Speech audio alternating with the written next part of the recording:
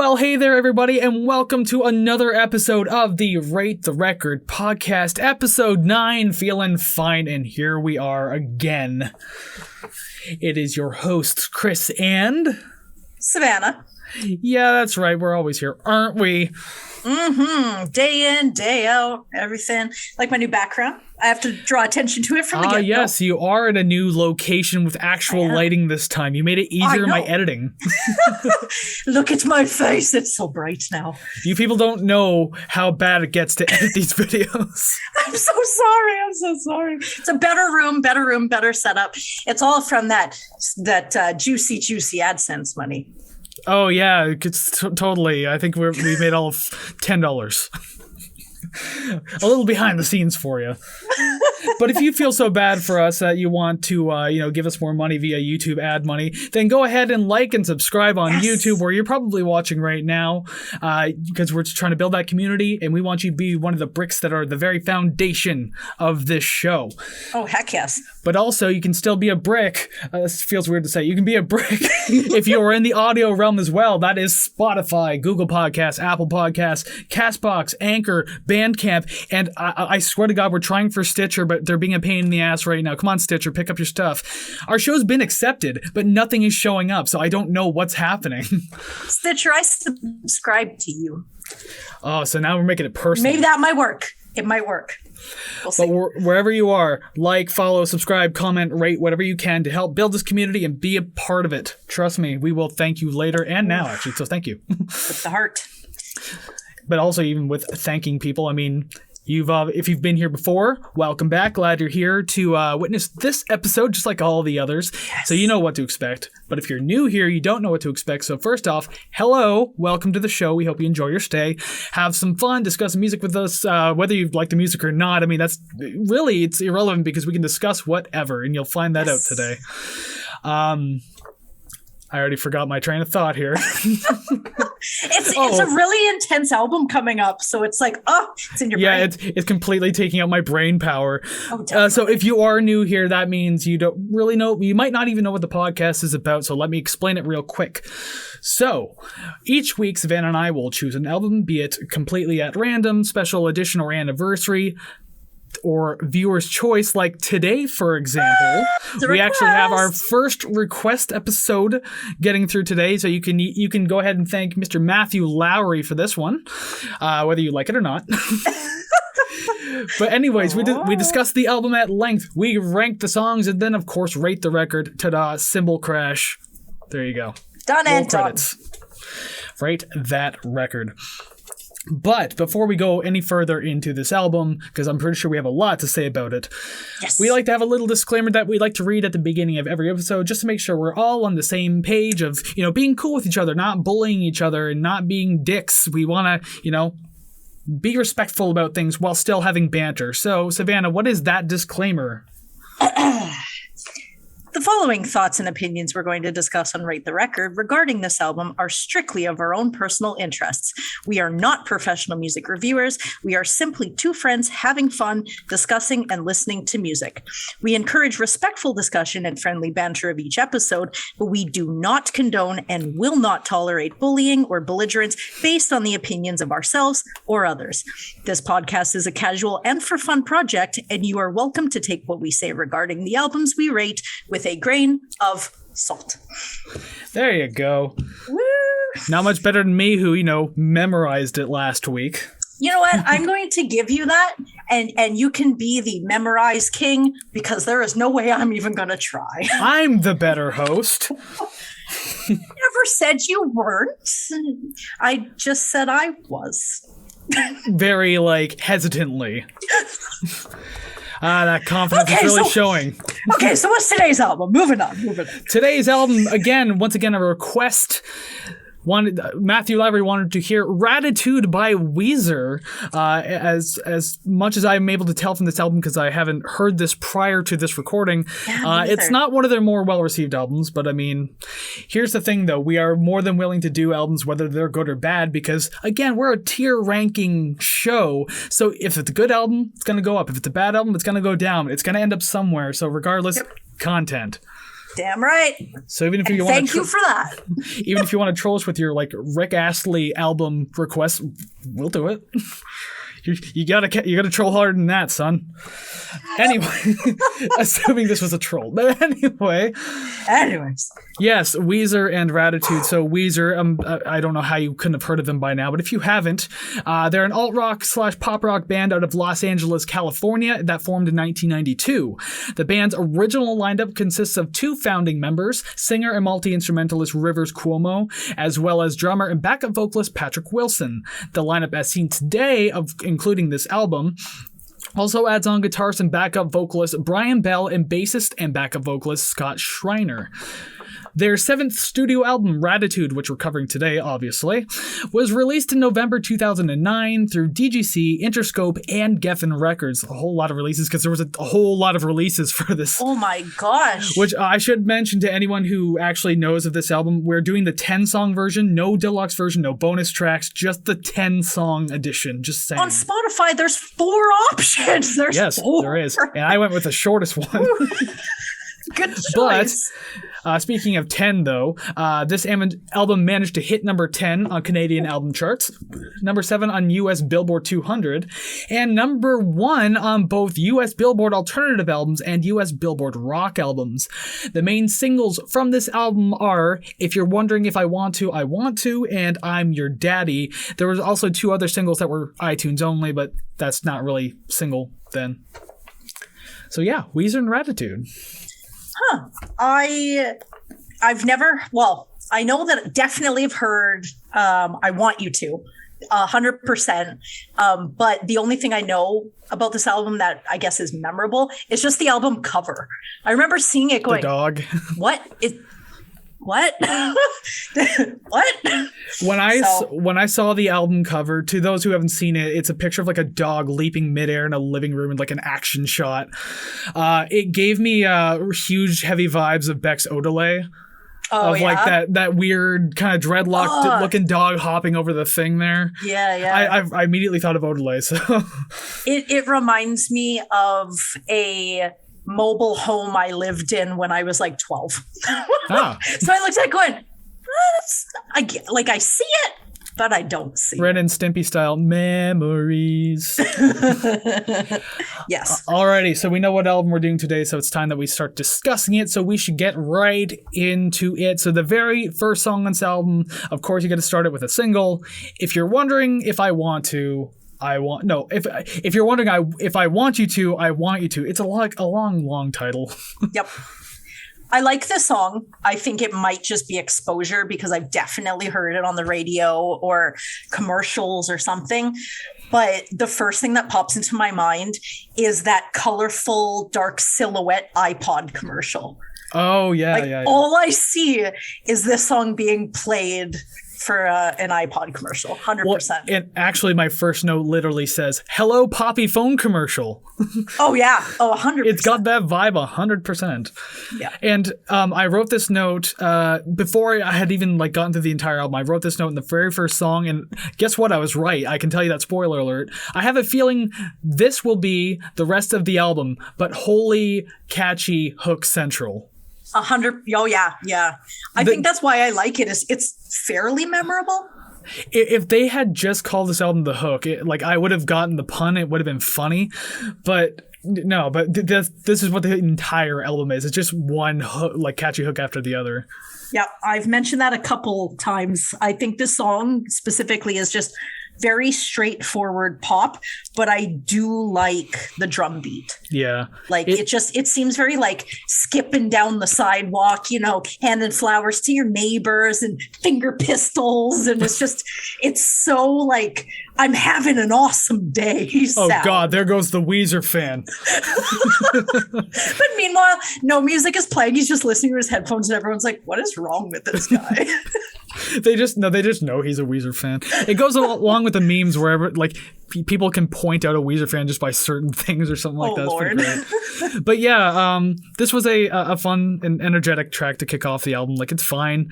It's not 100% my cup of tea, but at the same time, I can understand why this is a single. I can understand why it's so fun. Yeah. There are a great use of harmonies in the bridge going into the final verse chorus of the song, which I really probably was the most stand-up point of the song for me. Yeah. But yeah, as I said, I could definitely see why this was a single. It didn't really waste any time, and it just kept a good, consistent pace all the way through. I like that it was the intro to the album because, like you said, it's definitely like this is what the album is. You know, they throw it right at you from the get-go, which I do kind of appreciate. There's no curveballs. It's just, you know, what you see is what you get, and I kind of appreciated that. Yeah, I mean, again, it's okay. Not my favorite thing in the world, but considering the album that this is on, I mean, it works. It's fine by me. Yeah. I want to make a quick note real quick. We mentioned this off camera, but I should mention this now. To anyone watching the video version, you'll notice, yes, Savannah has a whole new background camera, everything. It might, if it does get laggy at any point, I don't think it has yet, but if it does, it's not me in editing, and I cannot fix that, so don't even come at me. If you do, I swear to God, you're blocked and banned. Okay, I said I bought this stuff with AdSense money. It just wasn't a lot of AdSense money. And if I bought it off Wish, I bought it off Wish. Okay? If you bought it off Wish, it'd be here in 3 months. Trust me, I bought one thing out of Wish and I hate it. This was the plan when I started. I've been waiting the whole time. Yikes. Okay. I'm kidding. I'd never buy anything off Wish. I did once and I absolutely regretted it. Lord. Well, at least I have the experience to say I'll never do that again, though. So like I have like firsthand experience. Exactly. Learning. It's the best way to go, right? Alrighty then. Now that note's out of the way. Song number 2, the other single. Why not just stack the singles all at the beginning of the album? I'm Your Daddy. So what do you think? So I've listened to this album twice. So I always listen to it for the first time just through, and then the second time I actually sort of pay attention to the nuance of it. So the first time I was like, I hate this song. I hate it. Second time, okay, like I kind of knew what I was getting into. It wasn't too bad. I felt like the guitar had too much distortion or it was too loud during the verses. Like at the beginning, I didn't like it. It felt out of place. But the second time, I think it was just too loud. But aside from that, the chorus is fairly catchy and memorable. It kind of felt like the phrasing was kind of off with having, I'm your daddy just kind of quickly rushed in at the end. But as it kept going, I was like, okay, like it's starting to sound normal, I guess. So it wasn't as jarring the second time around. I think that's what you'll notice with a lot of the writing on this album is it's structured very much the same all the way through. So, I mean, it's hard to point out things that might stand out a little bit. But yeah, like even with if it feels like it's trying to jam some lyrics in at the last second, I feel like it does that more than once on this album. Yes. Yeah, I agree. I feel like they can write all the music first and then just try to write lyrics over top of it later. I don't know what the writing process for Weezer is like, but that's what I imagine. I, on the other hand, actually really liked the guitars on this track. Oh, yeah? How low and just distorted they were. It's huge 90s alt rock track vibes. Yeah. I actually really kind of liked it. It had a twist of modernity. I think am I using that word right? Modernity? Modern. Oh, okay. I don't. If that's not a word, it's a word now. How about that? Hey, editor Kris here. Just saying that, yes, I did Google this word. It is 100% real. I even had it pronounced for me, so everything about it is correct. I'm not crazy. All right, just had to say that. Back to the podcast. I'm a scholar. I think of maternity. I'm like, that is not even That's close why I'm to saying, right. I don't want to get it mixed up. The song is Baby. But yeah, the song, I actually really dig the 90s alt rock vibe, so I don't mind that the guitars are too loud because it kind of brought me back to an American Pie type scenario, like a movie. And that's just the soundtrack that you hear. Yeah. But other than that, I mean, to be honest, there's not a lot to say for this track. I mean, it's a generic kind of pop rock, alt rock structure, simple structure and hooking. Nothing really stood out about it. And this is the kind of track this kind of goes with the American Pie thing. I actually have this written verbatim. This is the kind of track you'd hear playing in the background of someone's party in some sort of teen comedy movie. Because I see you're shaking your head. You agree. Because it's 100% true. Yeah. That's why I said 90s alt rock vibes. I'm just going to give a little bit of a spoiler just for the next song. That is what I said for the next song. So when you say, I'm like, oh, so we're thinking the same things. Okay. I think I had this idea for a lot of tracks on this album. I mean, again, all these songs are kind of written the same. Yeah. So because of that, I mean, like you're going to hear a lot of these in like an American Pie type movie. I don't want to pick on that one specifically, but I mean, it's like the most memorable teen comedy thing of the 90s. I 100% agree. What other movie have you seen where a guy fucks a pie? And don't talk about porn. I'm talking about an actual mainstream movie. Exactly. I've actually never seen American Pie. Spoiler alert, he fucks a pie. Oh, thank you. That's actually the second time that I've said, I've never seen American Pie today, because I think it came up in conversation earlier. This album was meant to be then. I think so. I have to hold it close to my heart. All right. So again, I have nothing else for I'm Your Daddy. Neither do I. It is a song that I would listen to again. So yeah, I can cap it with that. It's definitely decent. I enjoy the 90s alt rock vibes, and so that's what really got me through this song as compared to like some of the other tracks. And speaking of some of the other tracks, let's go into the next one then. The Girl Got Hot. And this one goes from 90s alt rock to very modern pop rock track very, very quickly. It's like they know how to use nostalgia and work it around while also using their new sound, but at the same time, it just doesn't feel as good in this song. I said it's the theme to every 90s coming of age movie. More or less. And it sounds like that Gary Glitter song they play at sports games. Oh boy. Gary Glitter, oh no. Well, I mean, looking past that, I don't know what it's called. It's like, I think it's like something part 2, or I don't know what it is. But it just reminds me, just the beat at the beginning is just like I'm listening to this at a hockey game. I've been to sporting events recently that still use that Gary Glitter track, and I'm assuming you know what happened with Gary Glitter, right? I do, but if our listeners don't, I would advise them to search that on Google. Just Google Gary Glitter and nothing else, because be careful what you're searching for. Yeah. And it's not something that we want to talk about on YouTube or anywhere where there are guidelines. If I'd said the words crusty pretzel, could you kind of like read between the lines and see what he was searching for on the internet? Just take that for you. I know other places say cheese pizza, but I say crusty pretzel. Yeah. Anyways, that's Gary Glitter. This is The Girl Got Hot by Weezer. Crusty pretzel. Girl Got Hot. It sounds like the nerdy guy who never got girls in high school. Rivers Cuomo? And, oh my Lord. And then like, he's like, oh, I'm not into this nerdy girl. I'm going to aim higher and I'm going to go for the most popular girl. And then the nerdy girl got hot and he's like, oh, I like her now because I don't like her personality. I just like her looks. Shut up. Yeah. It sounds like you were digging down a very personal well there for a minute. Well, I mean, the title is The Girl Got Hot. I don't really know what other image I am to put around that title. Yeah, she used to be shitty, but now, goddamn. Yeah. As if I suddenly have a chance after bullying her in high school. he says in the song, and I don't know any of the lyrics other than the girl got hot. The others did not. Oh. Like, how shallow.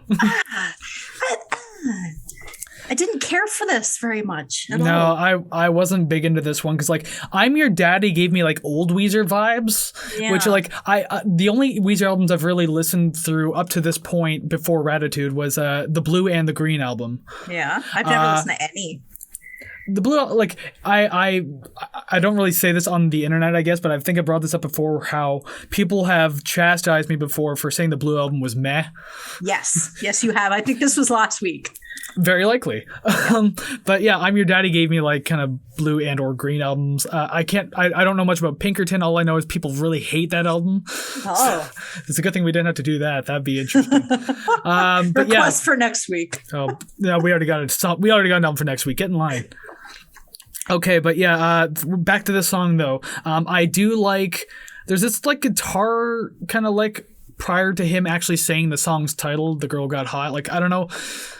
It's been a few hours since I've listened to this, so it's already kind of out of my head. Again, everything blends in with this album, so it's hard to like remember specific parts. Yeah. But there definitely was a guitar like I really like, so I liked it enough to take a note about it.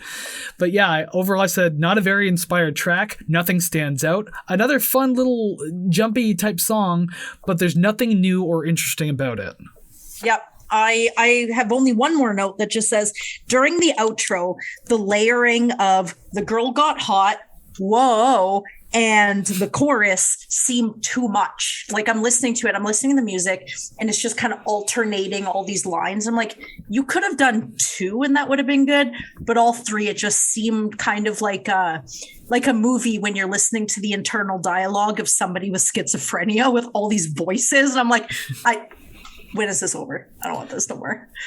Yeah, I can get that. I mean, because I imagine that they just like, they wanted to layer the song as much as they could. Like, let's fill the sound. Let's Phil Spector this shit. It's like, you really Wall don't of sound. You really don't have to. It's fine. I mean, like, sometimes, especially nowadays, less is better. Oh yeah. There's like, I won't say what it is, but there's like an album with like that's rock but very minimal that is like one of my favorite albums of all time. One day we'll do it on the show, but just saying, less can be better. That note will come up one day when we actually do that album. But in the meantime, we can go on to... I dropped my pencil. Whoops, my anarchy symbol. Shout out to anyone who's seen that little tiny video before. It's one of my favorite videos on the internet. Anyways, song 4. Can't Stop Partying. Or is partying or dancing? I think it's partying, yeah. Can't Stop Partying. Yeah. And then in parentheses, Polo version, although it's the only version on the album, so I don't know. Yeah, they do that again. Pop rock straight to straight pop. Okay. Not very fond of this song, I'll say that much. I mean... Okay, so... Go ahead. Sorry. No, you continue. Mine is slightly an angry rant, so I'm going to let you go first. My bad. Because all I was going to say was, up to this point, I've been trying to be as positive as I could. I didn't necessarily go into this album with bad expectations, but I know that people tend to make fun of this album. I've heard about that before, and it didn't perform like super, super well amongst the crowds. But so I went in blank. I was just like, whatever. I know it's going to be like a poppy type album. We'll see. This one didn't feel good compared to what's already been on the album, so why would you add this? Like, it didn't fit. Was this album written by a 15-year-old? Rivers Cuomo? Up until now, I could be convinced that this was written by a high school boy. This song gave me really intense Rebecca Black Friday vibes. Shout out to her for making a comeback. Oh my God, she has such a great voice. Anyway, yeah, now that she knows how to sing. Yeah, like, okay, so the repeating word of partying doesn't help. Yeah. The rap interlude in the middle does not help. Lil Wayne himself. Is that him? That's Lil Wayne. I hated it. Same. So for Rebecca Black's video has the producer throwing in a little rap verse, but I don't know if it's on the album, thank God. But when that rap part came on, I was like, this is definitely just Friday by Rebecca Black. And it felt like a lazy song, and I hated it. No surprise. Yeah. I don't care if I spoil its position. I hated it. It sucked. It hated it. Fine by me. Because I agree with pretty much everything there. And it's funny with that producer for the Rebecca Black song. He ruined so many kids' lives. Oh my God. They only wanted was a pop track, but then these kids just got relentlessly bullied. That's what happens when you have rich parents who just like, oh, here, go make a music video. It'll be fun. It's like, no. Yeah, the fine print of what they would have to deal with was in white font. You couldn't read it, but it was there. Yeah, you had to hold like a purple light up to it or anything like that. Yeah. God. So yeah, it 100% was Lil Wayne. Yeah. And I wrote, Lil Wayne brings literally nothing to this song except a name that was big at the time. Other than that, big yikes. Oh yeah. Yeah, it didn't like elevate the song. It didn't, like, hey, listen to this. It was just kind of like a what is this and why is he here? His bars weren't even good. He was barely even rapping them. Like it's like he showed up into the studio by accident. He's like, oh yeah, I guess I'll do a verse. That's why it gives me Rebecca Black vibes. It's just like, I don't know. It just seems very.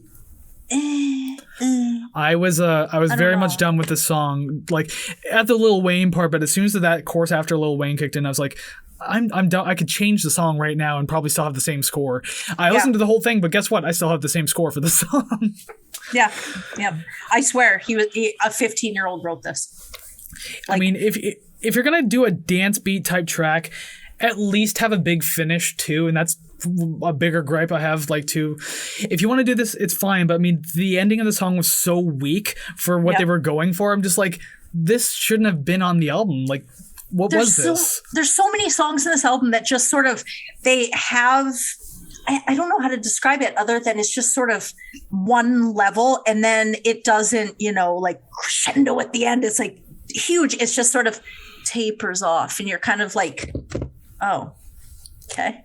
But even with the whole tapering off thing too, I mean, like, it barely even does that. It's just like leading into the end too, like, they feels like they could have been like a little more. Yeah, there could have been more. It could have been bigger. There wasn't enough sound going on. It didn't feel like I should be dancing to this. Like, what an awful song. Yeah. Yep. I'm ready to go to the next one. Yeah, me too. But in all honesty, I think we're both gonna. I think that one's gonna match for sure. Yeah. By the way, didn't mention this. Didn't mention this on camera, but off camera, I said we were gonna have 2 correct, like 2 matching. I don't know if we'll get the 10th position correct. Oh, you hated something else more? There is also another song that I hated. So, I mean, spoiler. But shit. Yeah. Okay, then 1 then. If I'm lucky, I don't even know anymore. There were 2 songs I was certain of, but now I'm not feeling too certain about. All right, song 5, again with one of these parentheses songs too. Put Me Back Together, Serban Ghenea mix or something like that. I don't know why these mixes or versions are like in the titles when it's like literally just the plain album. This isn't a remix album. I actually I went through Spotify, I went through Wikipedia, I went through Google, I went through YouTube just to make sure I was listening to the correct version of all these tracks, and apparently I was. This is so disorienting. Like, don't do this. Just put me back together. That's it. That's the song title. It's like calling me Savannah parentheses the good one. Wait, what? I'm only confused because no one would ever call you that. Screw you. Yay. I'm evil. So much. Alrighty then. We're still friends. It's okay. I like this song though. It gives me like early 2000s emo vibes, and I'm super down for it. I like it. I do like this one. And it hurt that it came on the heels of something that I was like, get this out of here. And I'm like, ooh, I like this. Okay, this is nice. Yeah, it's like hearing like a really good heavy track, and then like you're suddenly brought to a ballad, and you're just like, oh man, the energy I was riding there for a minute. Although this is like the opposite effect, where it's like I was riding in the back of a garbage truck, and now I'm being dropped off in a really pleasant meadow. Yeah, it's like I still smell like shit. You fell out of the garbage truck right into a Rolls Royce. More or less. But yeah, I also this song was all right. I mean, it's not my favorite on the album or anything. I do like the soft vocals to start off the song. Obviously, it has a very emotional tone. I wrote something that it autocorrected, so I don't even know what the hell that means. It's 2 and the instrumentals only partially match it. What the hell was I even trying to say? I assume you liked it. I think it had something to do with my next note, actually, because I did write something like, the heaviness of the drums kind of subtracts from the emotion of the song. Okay, so that actually kind of makes more sense. Maybe it picked up and got a little too heavy, and like so the instrumentals only kind of partially matched like the vocals and everything like that. But being another 90s pop rock type track, like I gave it a pass for that, because like that's what a lot of these like softer songs sounded like, and like the early emo days too. Yeah, like that's kind of before like things got like hardcore and stuff like that. Like there was an actual real emo, like Modest Mouse, for example, and Elliott Smith. Yeah. Like I don't know. I didn't put much down for this because I actually just sat there and just listened to it, and I just really liked the the personal throwback to, when I was in high school listening to, sad emo songs without the screaming. And it's just, I don't know, like I can see Taking Back Sunday singing this particular song, and I didn't have much problem with it. But like I said, I think it's because it came on the heels of something I didn't really like, that this, I was like, you know what? I like it, and I'm just going to enjoy it for what it is. So that's where I'm at for that. Yeah, I also didn't have a whole lot more written for this song. But yeah, the whole point of like, yeah, on the heels of like a really garbage shit song. But like I did write too, though, like I feel like more could have been done to really drive the narrative of the song. I didn't, again, not really doing the lyrics this week, but like you can definitely hear this is a very emotional song. Rivers Cuomo is a very sad man, or at least sometimes a sad man. But yeah, they didn't do a whole lot to drive the narrative of the song. Instead, it just kind of blended in by the middle of it, and it kind of lost all its feeling to me. So like, I enjoyed the first half, and then the second half I was like, it's kind of like you started painting, but then you got frustrated and just smeared the rest of the canvas, like it's like you were working on something here. Why didn't you finish it? I mean, I understand that. Yep. I actually have that for a different song too. So, yep. I like how our sentiments, regardless whether they're on the same song or not, are fairly similar for this album. I'm not surprised at all. Well, at least we're on some sort of meeting ground here, I guess, considering I don't know what our rankings are going to look like at this point. Oh, yeah. No, we'll see about those. Jeez Louise. And I wonder how it's going to look in editing, because your audio went really crazy for a minute there. So, oh, really? Shout out to the audio listeners out there if you just had a big digital scare there. Yeah. I could still hear what you were saying, but there was just like that blocky digital kind of cutout sound. Oh, I get that on you all the time. Oh, excellent. Yeah. So, but you haven't mentioned it, so I'm like, it probably is just my end. Maybe my internet's not good. Who knows? The best part is I use Audacity to record my audio, so I don't get the blocky end of my portion. I don't know if yours will. Good. We'll see. Maybe it's just the program. I don't know. But anyways, next song, yes. Tripping Down the Freeway. We are halfway through the album now. Yeah. Okay. So the chord into the chorus definitely reminds me of Buddy Holly. Like, obviously not anything really to note, but it's just, I noticed it anyways. So as soon as you went into the chorus, I just wanted to listen to Buddy Holly. But unfortunately, that is not good for this song, because I did not care to finish listening. Eating an unsalted cracker. I took it in, but I got nothing from it. Great description. Unsalted crackers, how boring shit. Exactly, that's the point. And actually, I kind of have notes that go along with that too, I guess. Well, first off, one of my first notes is that I liked the melody, vocal melody contrasted with the instrumentals through the verse. There was something kind of like off about them, like dissonant a little bit, but I really enjoyed that. Although it might not necessarily be dissonant. I don't know. Again, music theorists, not theorists, but like music theory people, correct me if I'm wrong, because I know this much about music theory. Zero to the audio listeners. Watch Rick Beato on YouTube. It's pretty good, pretty informative. You tell me now and I'll forget in 5 minutes. Well, now everyone else can watch him. I would say I have the memory of a goldfish, I swear to God. The chorus of this song, though, I really liked the verse a lot, but the choruses kind of made it just feel like all the others, again, just blending in. But at least the synths that were in the background of this track, like behind the guitars and everything like that, kind of carried it a little better. So I enjoyed that much. It felt like it flowed nicer. Yeah. But yeah, just we're cloning again. Like, it's just, I feel like I've heard this song 5 times prior to this. Yeah, it's like a 3 or 4 chord chorus with the, A-B rhyming scheme, two, I guess, stanzas, and that's the chorus. And it's just kind of like, okay, I see what you're doing.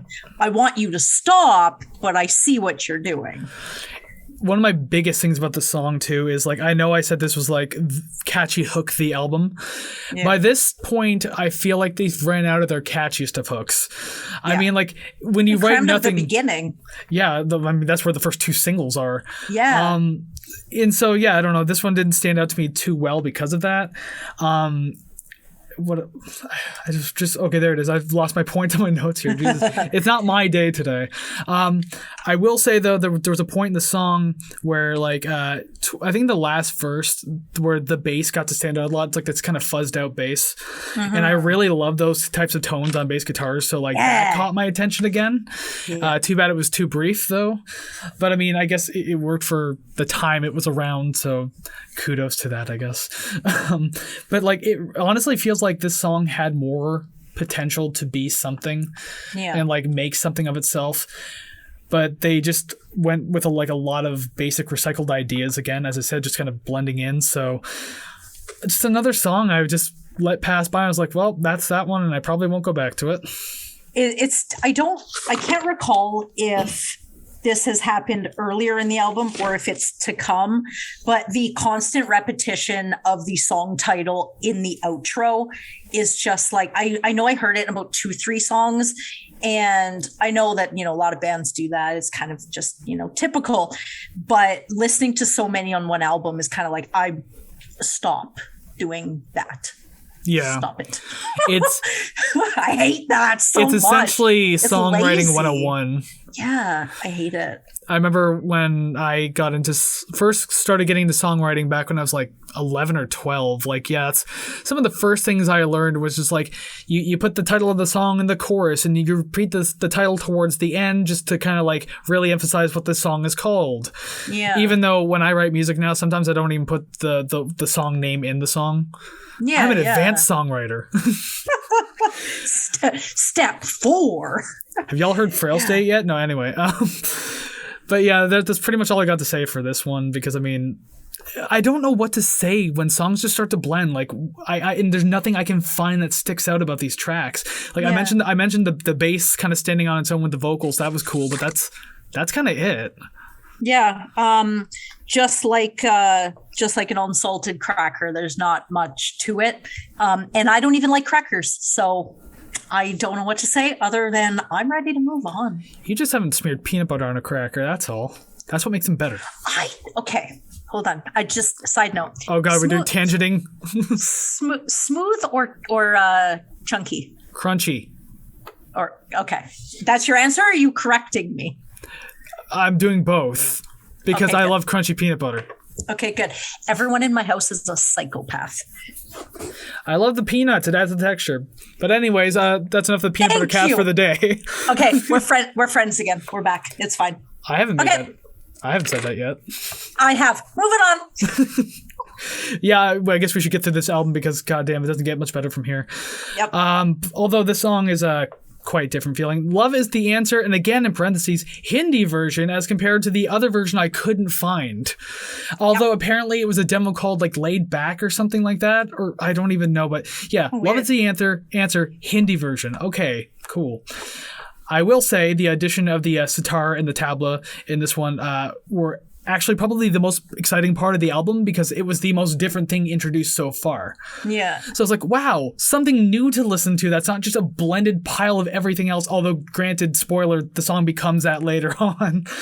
Yeah. But it was nice to have this in the beginning so I could actually feel excited about a song for once. I feel like this song has potential, but it also feels like I'm just listening to the chorus for 4 minutes.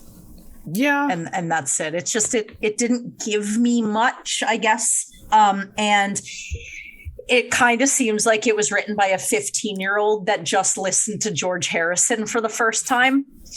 So I wasn't really too sure where I was going with that. George Harrison told me to listen to Ravi Shankar, so I did, and I made a song about it. That's essentially what it comes down to. Yeah. Oh my God. It's nice that this was like a one of those nicer, catchy kind of songs, managing to actually like differentiate itself from the rest of the album. Oh yeah. But the structuring remains the exact same again, but sound-wise it stands out. So I gave it that much. Other than that, like, come on, Weezer, give me something to work with here that's not just like the previous 6 songs. Yeah. And normally I say like, oh, this will grow on me. Like, don't take this as, written in stone. But I probably won't listen to this song again. I don't care much. I don't even know if I'll listen to this album again. Yeah. There are a couple songs I'm like, I enjoyed this and I will listen to this again, but they definitely do not outweigh the ones that I just don't care for. Yeah. I my highest ranking song on this album isn't super highly ranked. Well, I'll say that much. Yeah. But yeah, that's all I got to say for Love Is the Answer. Sitar and Tabla, thank you for adding a new flavor there, a very exotic flavor. But then it just goes back to the same old plain ass vanilla pudding, unsalted cracker, whatever your analogy was. Yeah. It's like a yogurt parfait with the granola on top. And once you eat the granola, you're like, I don't want this yogurt. This sucks. And the granola is like, that's the reason you bought it. But when it's all gone, you're like, I don't care for this anymore. See, I'll at least mix it in, but Weezer doesn't do that. They don't mix in. They want you to take the content off the top, but they're just like everything else below. You can throw it out. It's fine. It's sour milk. Matter. yeah, I like that. I like yogurt. But anyways, song number 8. This isn't Yogurt Cast. It's Let It All Hang Out. So what do you got for this one? Okay. So the chorus, going into the chorus, kind of sounds like Pork and Beans. I kind of wanted to sing that. I don't know if it was just, vocal tone or what it was, but it definitely reminded me of that. This song still sounds like it's written by a 15-year-old, but a bro 15-year-old that just wants to hang out with his buddies. Screw you, Mom. I don't care what you got to say. I'm going to go with my friends. We're going to go hang out in the mall. Oh, look, spoiler.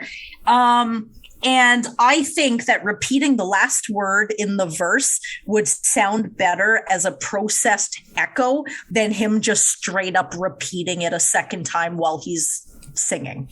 I thought you hated that shit. You've 2 different albums where you've like literally ranted about that. For every single one. So if the verse is like A, B, A, B, doing it at the end of B, that's fine. Doing it at A and B, stop it.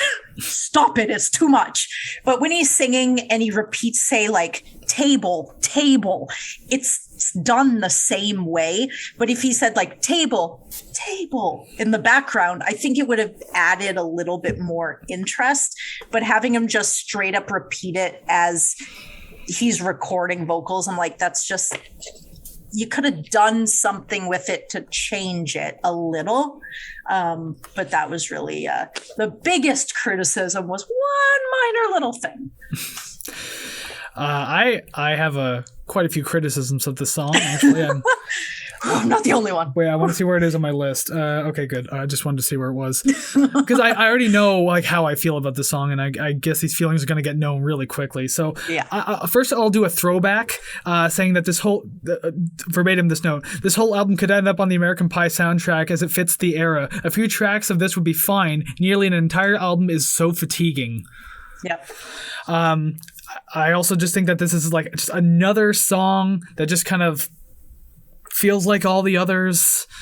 Like, I'm not excited to hear it. I don't look forward to it. And honestly, all these like hooky choruses are just becoming tiresome at this point.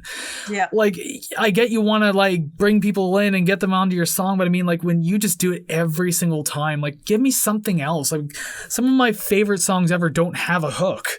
Yeah. But like they still sound great. I mean, you can do it. It's possible, but apparently they don't know how to write like that. So, I mean, by this point in the album, I was just like, there's 2 more songs. Yeah. Yeah. Shocker, didn't rate it as high as one may hope, what a fan may hope.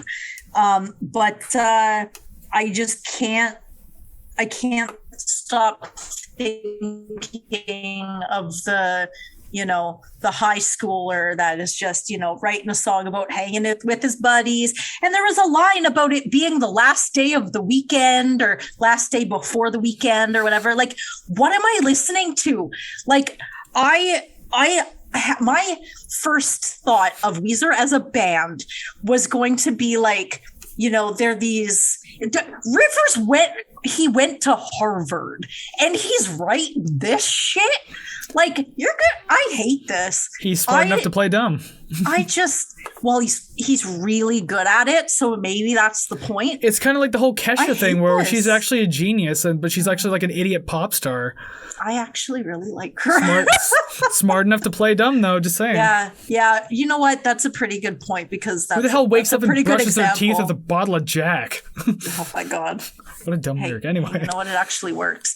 But like, yeah, I don't know. I don't know. It just kind of feels high school-y and very immature and just, I don't know, juvenile. And it's not even just this song. It's like a lot of it leading up to this, but I feel like at this point I've just had enough. I've definitely had enough. Yeah. I mean, I wrote something positive, though. I enjoy the heaviness of the chorus, but again, just another song that blends in. Yep. So the heaviness of the chorus, best part of the song. Other than that, just like, stop. Yep. We're done. I definitely agree with that. All right, so I guess we'll just move on then, because we're almost done the album. Yeah. Penultimate song, In the Mall, the shortest song in the album, so this was easier to get through. Granted, there's no long song on this album. I think the longest one is literally Can't Stop Partying at like 4.5 minutes. Everything else is like 3.5 typically. Okay, you know what? I'll give them that. Thank you for the 34-minute album. Yeah, I was gonna say that. Thank you for the 35-minute album. I appreciate it. Minus all the bonus content we didn't listen to. And won't. If we had to, God, the score of this album would just be beyond awful. I'm pretty sure it's probably not already good, but it would be just absolute fucking sewer tanking. I hope you all got what you wanted. Especially you, Matthew Lowry. This song, In the Mall, I actually enjoyed the music. Yeah, I liked it. I like that. I feel like there was something like so 1998 about it, and 90s back again. I am down for the music, but the song and what I got from the lyrics, obviously, it's called In the Mall. It sounds, I don't know, it kind of reminds me of like an audiobook version of like the movie Mallrats. Because that's all I was picturing was like a 1980s mall or early 90s. And I don't know. The music was good. I'll give it that. Yeah. I mean, I feel kind of the same way about it. Even though like this is like just another blended track on the album, I did enjoy this one a little more. The length suits it perfectly. Thank you for not being a 3-minute song. You could do a 2-minute song or 2.5, and it's fine. It sounds good the way it is. I really enjoyed the vocal harmonies in the second verse. They use that very, very well. It added this kind of like new layer I hadn't really felt excited about in this album so far. So even though toward the end of the album, I was like, you could have done this earlier and got me excited again, but no. But then, of course, everything blends in again, so it's just, I'm not that excited. But I mean, probably the better alt-rock, pop-rock sounding track on this whole album. I mean, especially when it comes to like throwback, nostalgia type feels, like this is the song to do it. Yeah, I liked it. I did make a note, two actually. One is a throwback and one is a kind of an inquiry. He is definitely 15, writing about In the Mall. Stop. And was this entire album a dare? Probably. Was it like, I bet you won't write an album like this, and then they did it? Well, like, this does not feel real. if you want to start sparking conspiracy theories, Rainn Wilson helped name the album Raditude.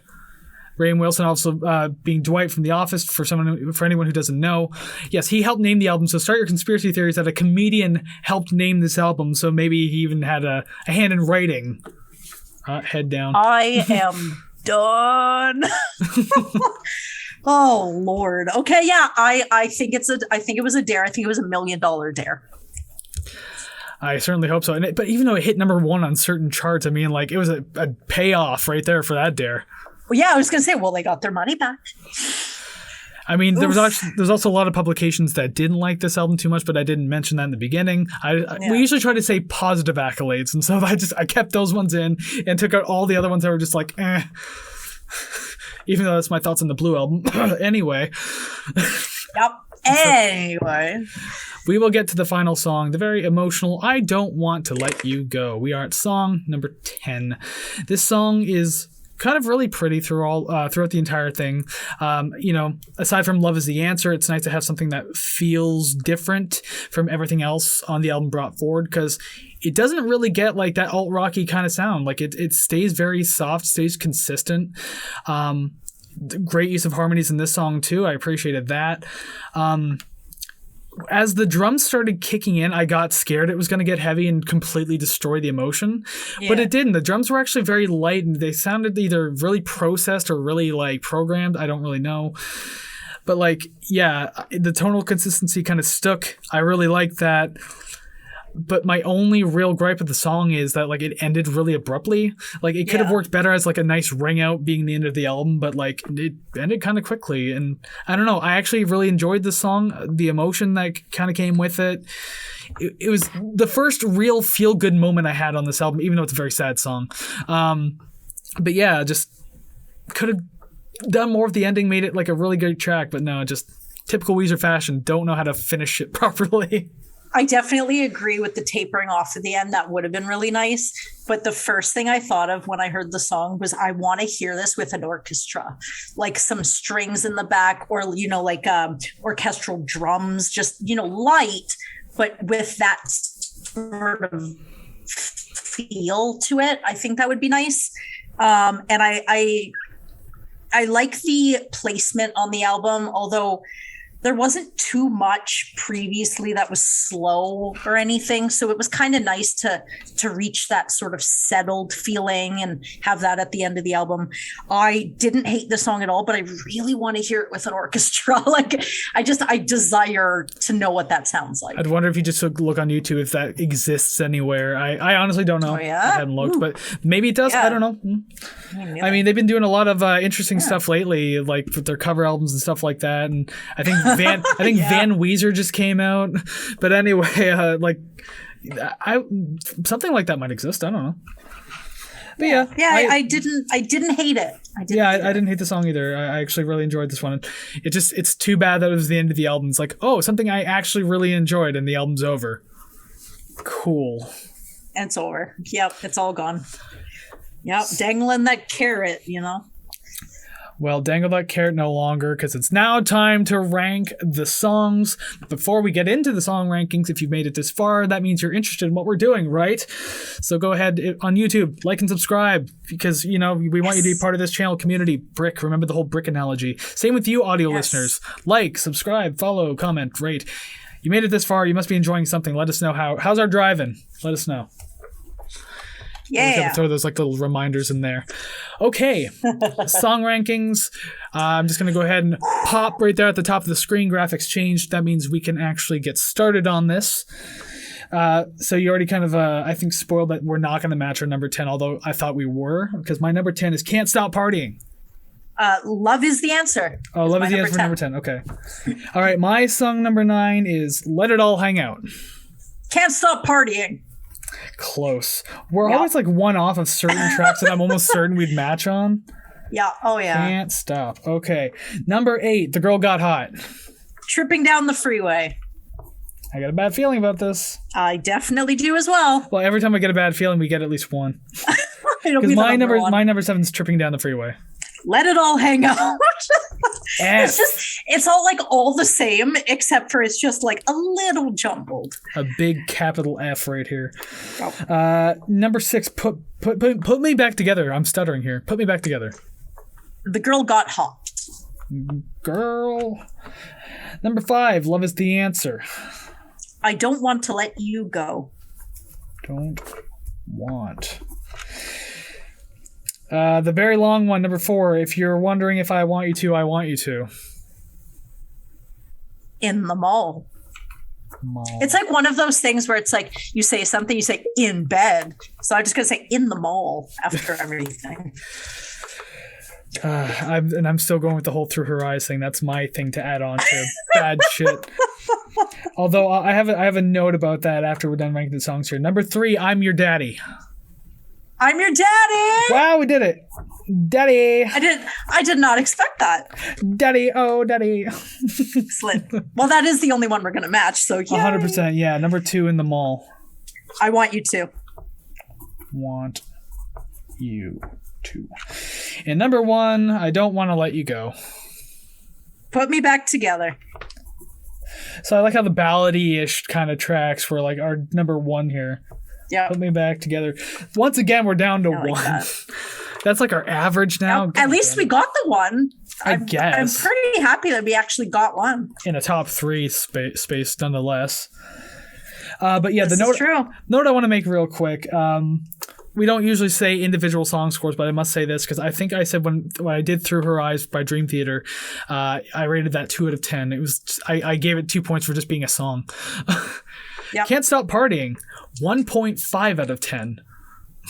I gave that a 2.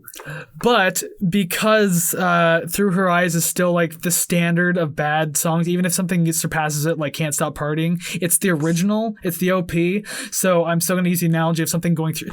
Can't Stop Partying went through her eyes today. There you go. I can actually say that. It went straight through her fucking eyes. So when you say OP, is that just original poop? More or less, yeah. So shitty. More or less. Or maybe that's I need to know 4chan from 2008 coming back through me. I never posted. See, that's why I put my number 1 where it was. It was just a throwback to memories. So I mean, we're both feeling it, you know. This whole album was an awkward nostalgia trip that didn't feel the greatest. Yeah, I didn't want to be on it. It's like a roller coaster that just like I want off. Get me off here. Well, this is where we can I really want to know what you rated it. I was going to say this is where we can get off the roller coaster because this is where we can transition screens and actually rate the record. Yes. I think we're good. I think we're ready for this. Oh, yes. Yes. First, screen transition. Wipe.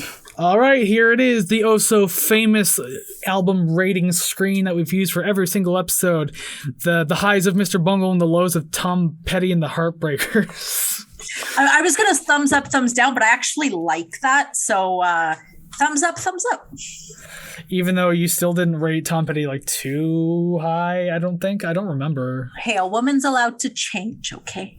I suppose so. But that means we have to redux the episodes, and I don't want to do that yet. All of them right now. It's too early to redux. Anyways, speaking of reduxing, we're not doing that because it's a fresh rating today of Weezer's Raditude. You've heard what we think of the songs, you've heard where we ranked them, but now the album needs to sit on a shelf. So last week I went first, so it's your turn to go first this time. We're going to just start alternating here. I am throwing this in the F as in fuck this shit, and I rated it a 44. Whoa, buddy. So it's like a 44 even then, right? 44 even. Fine by me. So that means I'm going to open up my calculator before I say my score. Do this, do a little math, divided by 2. Okay. Wow, close. Oh, yeah? I gave this album... Not with Tom Petty. Please, not with Tom Petty. 58%. Even. So, like, there were just moments on this... What? How did you rate it so far more than I did? Oh my god. It's still a goddamn low rating. I mean, it's a D+. But I thought I was being generous. I think I'm being generous. The moments that stuck out to me on this album, despite the fact there weren't a lot, was enough to keep it like its head just barely above water. Dang, yeah, but sounds like it. Speaking of being barely above water, though, with the combination of our percentages, you said what, 44? 44 even. 44, and I had my 58 even. That means it sits at an even 51% D- tier underneath Tom Petty. I'm glad he's underneath, but I am mad that they are in the same tier. Well, you can feel happy that Tom Petty has a doggo to play with now. A very hyperactive doggo. Do we still use that word on the internet? Doggo? Pupper? Are we still cool? Are we still kids? Because I mean, if this album was written by a 15-year-old, they must use the word doggo. Oh my god, yeah. Or whatever it is the kids are talking about these days. I still don't know what cap means. I think we've already been over this. Doesn't that mean like it's like fiction or something like that? Not real? It's bullshit? I think so, but I'm old. I don't know. My back hurts when I get out of bed. I'm out of touch. I throw out my shoulders every time I sneeze. I'm right there with you. Christ. But I mean, like, if Cap does mean something along the lines of bullshit, well, then Weezer's Raditude is definitely Cap at this point. Yeah. Just throw the R in there, though. Crap, it's fine. We get it. It's definitely, like, I don't know. I'm just in a state of disbelief. Sorry for the heavy breathing silence, but, like, I'm just in heavy disbelief that did not make it. I swear to God, we have to add another tier where it's like R, where it's like rated shit. If we can't even like fill out the F, then we can't have an R. That wasn't my fault. That's why I said close. God damn, that pretty close. I mean, now I can say that I've listened to an entire Weezer album, so I have that going for me. And who knows, you might actually like the Blue album or something like that, especially because, like, you know, it came out in the early 90s or like early to mid 90s when music was still pretty cool. Yeah, that is my vibe. So, and like that particular sound was good at the time, and it was at its prime. So I don't know, maybe if I was to like critically listen to Blue album, maybe I'd feel better about it than I do just on a general listen. Yeah. But as it stands right now, I still say it's meh. Getting everyone to hate me real quick. Probably not nearly as meh as Raditude, but I mean, it is what it is, I guess. And I'm just going to have to force myself to sleep tonight because yikes. So, Matthew Lowry, how do you feel about us giving your request a 51% D- tier rating? I want to know what you would give it. Not you, Kris, but Matthew. I want to know. Yeah.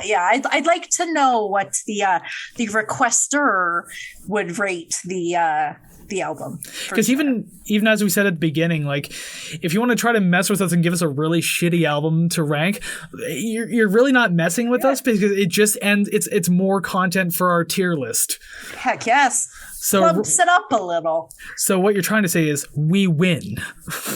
Well, I mean, in any scenario, we're definitely going to win. I mean, once I forget the album and it's just out of my brain, I've won. Right now, I think I'm just going to listen to like the 2-3 songs that I really enjoyed. But that's it. But actually, I'm actually kind of thankful that I heard those songs because I did find out that I like them. So I guess it all works out. There's always something nice on even like the worst albums. Yeah, it's... I'm slightly disappointed, but I guess looking on the bright side, there are a couple songs that I did enjoy. So there you go. I'll take that. Small golf clap for that. Yeah. Well, you made it all the way to the end with us. You made it all the way through Raditude if you absolutely listened to it. I don't know if you did or not, but if you did, you made it here with us. Yes. If you've made it all the way to the end, wow, I slurred through that one real hard. If you made it all the way through the end, there you go, my tongue works again. We hope that you'll actually, like and subscribe to YouTube. Again, building this community. We want to know what you thought about this album. Do you agree with our ratings, rankings, anything at all? Let us know where you sit with Weezer's Raditude, or really any of the other episodes we've done too. Go to those episodes, leave comments too.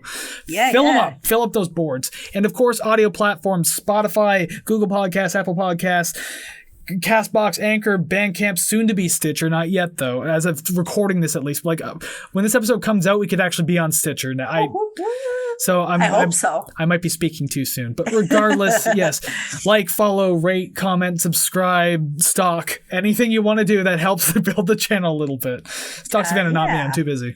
Yeah. Don't stalk me. You can also follow us on Facebook, Instagram, and TikTok. Yes, we are on TikTok at Rate the Record Podcast, and on Twitter at Rate the Record. Though, to be honest, we're terrible with keeping up with Twitter. It's just still trying to remember, though. It's just one of the weaker platforms, so I don't know. Yeah, I don't like going to Twitter because it's just people being rude, and I'm like, I don't need that in my life, so I'm out of here. So that's literally every social media platform. But yes, thank you so much for watching. Thank you so much for listening. We hope that you enjoyed this episode. Again, just let us know how we did on social media. How's our driving? But before we let you go, before we cut you loose, we do have another episode coming up next week.